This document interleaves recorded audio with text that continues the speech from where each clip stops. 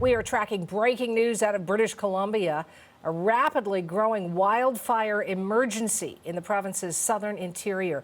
More than 4,000 homes are either under a mandatory evacuation order or an evacuation alert, which means they have to be ready to go. CBC's Laura McQuillan is on the story. Incredible pictures, Laura, and lots of emotion as always with these stories. What's the latest? Take a look at some of the footage that we saw from overnight. You'll be able to see the blaze burning, a view of it from the Okanagan Hills area, and that is where the focus is now. Some 319 properties have been ordered to evacuate around this semi-rural community. It's called Heritage Hills. It's just south of where the fire is burning. So you can see the houses there, some lights on. Soon you'll be able to see emergency vehicles, a line of them approaching the blaze. Some of the scenes from overnight. Now, as you mentioned, other homes on high alert, some 3,800 in the Penticton area that's north of the blaze. They've been told they might need to leave at a moment's notice.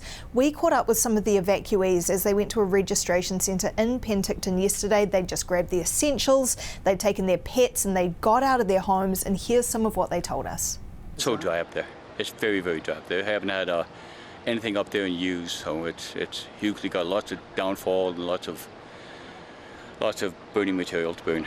Nervous, stressful, anxiety. It just kicks in, right? You don't know what to expect. Just get everybody out, get them safe, and everything else is replaceable.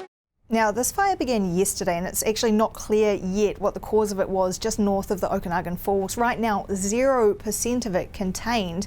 We are waiting to get an update from the BC Wildfire Service on what changes there may have been overnight, but it did explode in size yesterday, Suhana. Started out in the afternoon covering some 4 hectares. That's about 7 football fields in size.